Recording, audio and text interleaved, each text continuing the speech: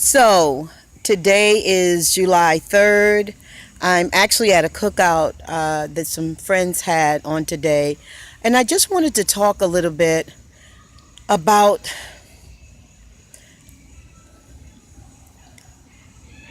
Black Lives Matters, White Lives Matter, All Lives Matter.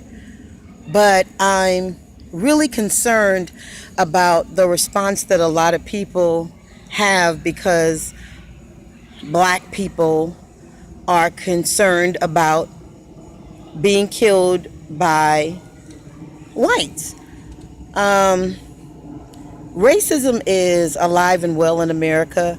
I've said this before. I left my hometown of Charleston, South Carolina in 1989 because a group of racists threatened my life and my neighbor, who was an interracial couple, all because they were married and moved into the neighborhood.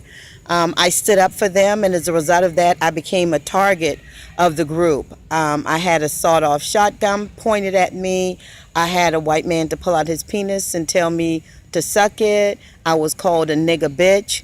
And for that reason, in 1989, I moved out of Charleston. I've been a activist, whether it's been human rights or civil rights activist, for many years. I'm the director of Moore's Ford Bridge lynching, which is the last unsolved mass lynching in U.S. history that took place in Monroe, Georgia. I've been directing that reenactment, that lynching reenactment, for the last 8 years. The reason that the reenactment is done is because people don't realize that if you allow those 5 people, Roger, Malcolm, Dorothy, Malcolm, Mae Murray, Dorsey, and George Dorsey, and Dorothy's unborn baby, she was 7 months pregnant at the time, to be killed by the KKK, and no one ever answered for it. There were over 20 men present at that lynching, and no one was ever found guilty. Why are we surprised that today we can be killed on the street as animals and treated like animals, and nothing is done about it?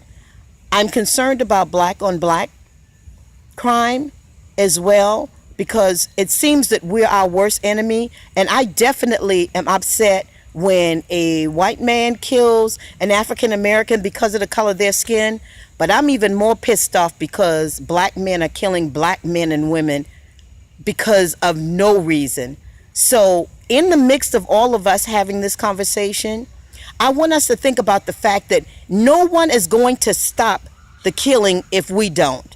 It's our communities. We have to stand up and say enough is enough. We have to turn in the people that we know are doing the killing and not call them a snitch. Because I promise you, if I see someone hurt somebody and I know who you are, or I can describe you in any way, believe me, you will be described. So with all of the complaining that we do, until we are ready to do something in our own communities, just be quiet. Because no one needs to say a thing unless you're willing to do something. The Moore's Ford Bridge lynching, I invite you guys to come out and see what happened to those 2 couples and that innocent unborn baby on July the 23rd. The information is on my page, Cassandra Green. You guys know the page. Come and see what a lynching looked like and how it's not so different from what we are seeing today. If we don't make a change, there'll be no change. Blessings.